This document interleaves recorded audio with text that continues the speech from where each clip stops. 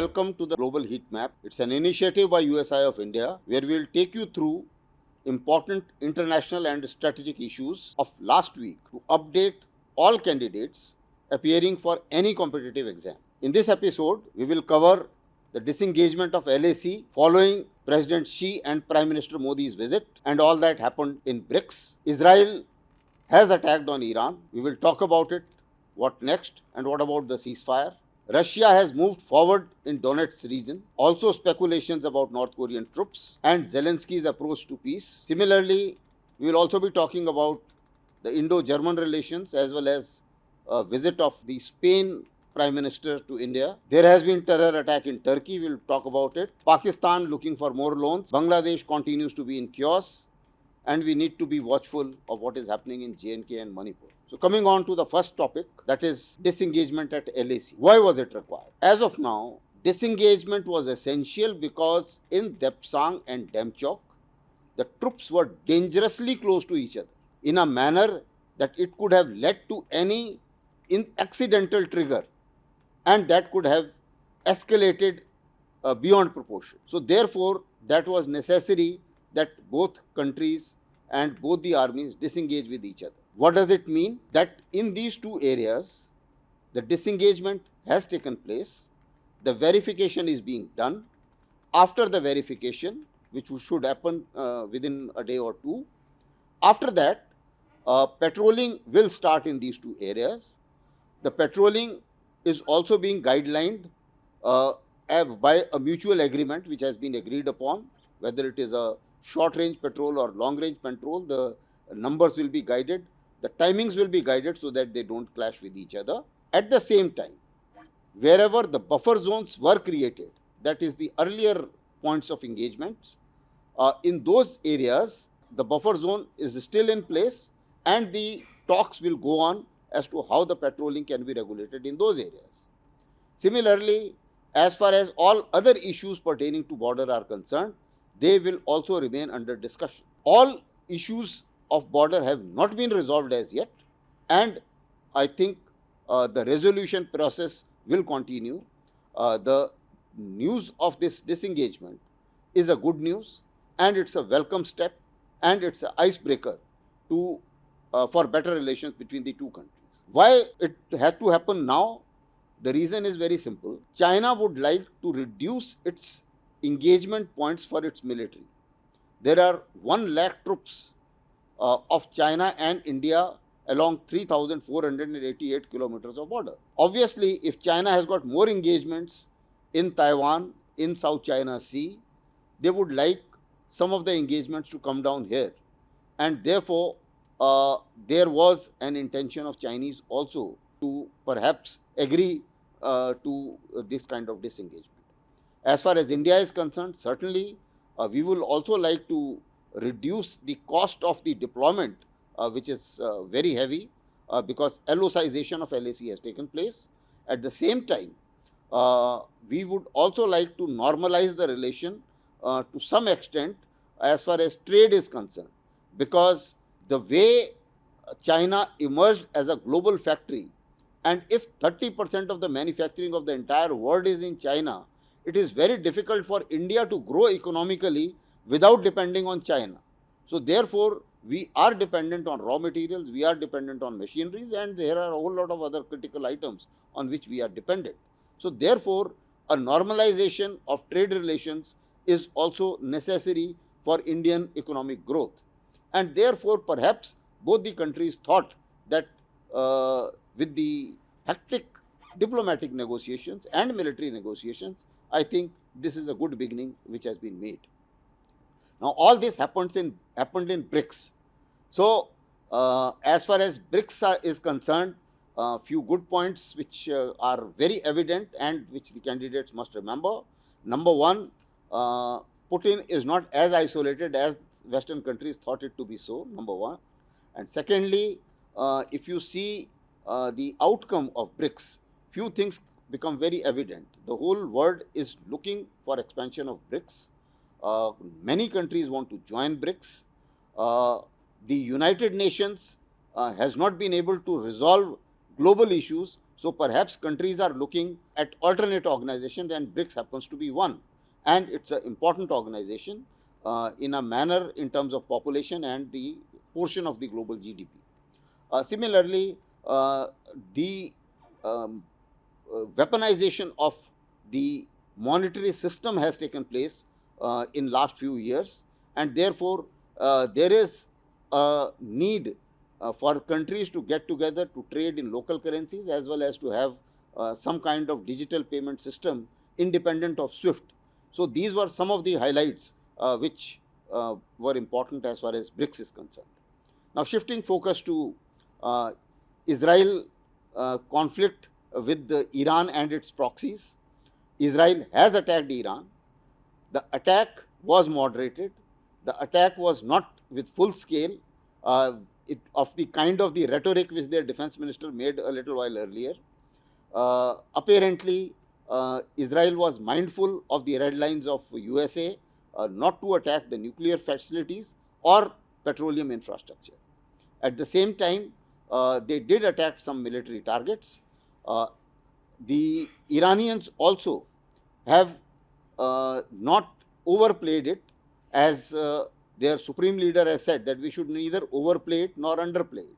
So therefore, perhaps this should end the direct engagement with each other unless there something else crops up. Although the Iranians have said that the foreign minister has said that we will punish Israel for this, but notwithstanding that, apparently nobody has highlighted the damages.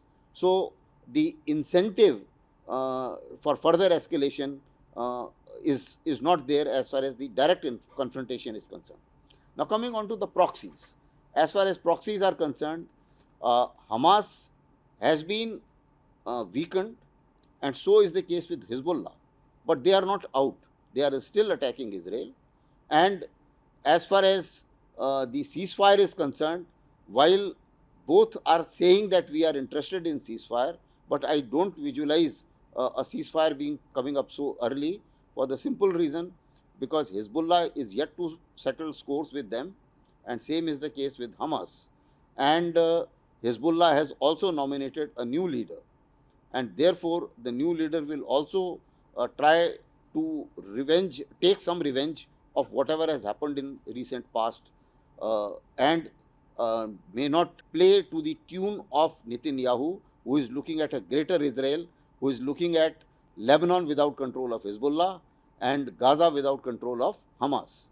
That is his aim, and he also wants to renew the ties with the Arab countries once the war is over. Now, how far the war will continue, that we will have to wait and see, because everything doesn't appear to be working out that well. As far as Russia-Ukraine war is concerned, Russia is making a good headway. Last week, almost 200 square kilometers of territory Russia has been able to capture in Donetsk region.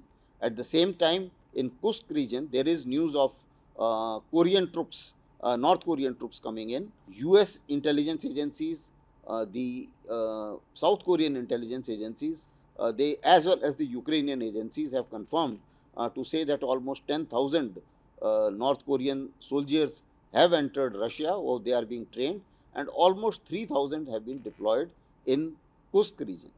And the reason is also very simple, because the treaty or the pact between Russia and North Korea is that if anybody is attacked, then they will help each other.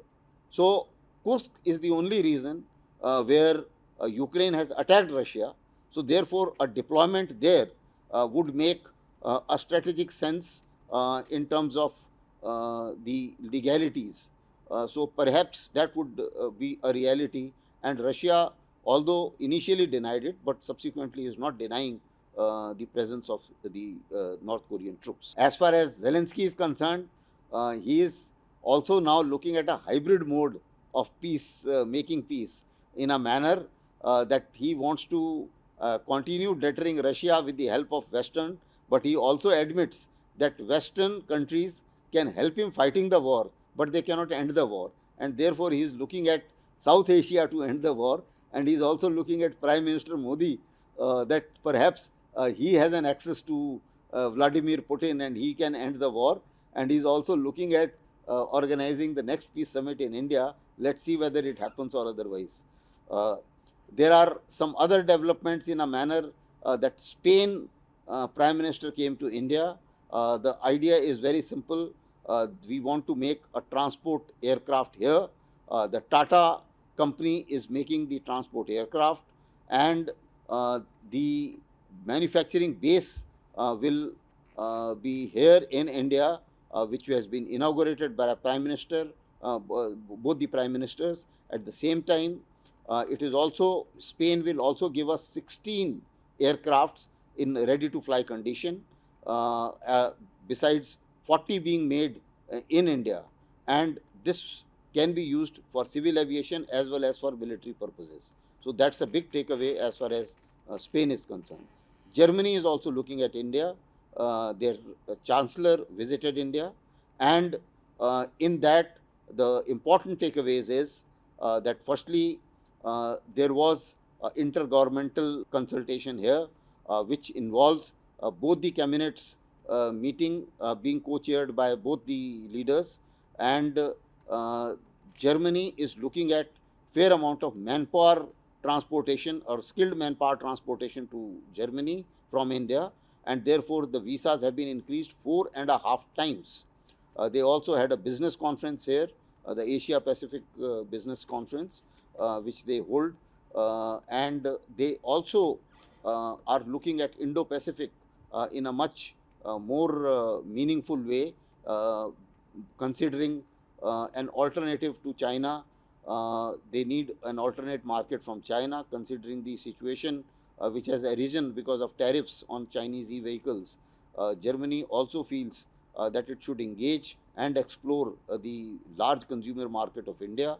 At the same time, it should also be looking at Indo-Pacific, and therefore their two ships, one combat ship and support ship, are calling it in Goa, and the Chancellor did make it a point to visit there, to register a point that we are going to have such kind of port calls. And there were many MOUs signed, and one amongst them was a mutual logistic agreement which could help the ships of both the countries to use each other's facilities. As far as Pakistan is concerned, we do find that they are looking for more loans from China. Some loans they are asking fresh loans. At the same time, they are also looking at rollover of the payment of the previous loans, which perhaps have been rolled over to 2027. So their economic conditions remains dire. The internal security situation also remains dire. Protests in Balochistan, terror attacks in Khyber Pakhtunkhwa and as well elsewhere. So they remain in a state of flux. Same is the case with Bangladesh. We find that in Bangladesh, again, the protests have arisen. Hindus who are in minority have joined together to lodge a major protest as a joint community. At the same time, elections, some indications have been given that maybe about a year away, elections may be about a year away, because Yunus wants to fix the systems there. Now, fixing the systems, whether it involves obliterating Awami League or otherwise, that remains to be seen. There has been terror attacks in Turkey as well. Now, that is also very important. The attack happened when Erdogan was attending BRICS meeting, and the attack allegedly has been done by PKK, and this is the Kurds organization, and which has been banned as a terrorist organization by Turkey. It fought along with US with ISIS, and they were very good fighters. It is being speculated that maybe that West may have a hand to pull back Erdogan from BRICS, because they were not too happy a NATO member joining BRICS. So there could be a plot of that kind, but that has not been uncovered as yet.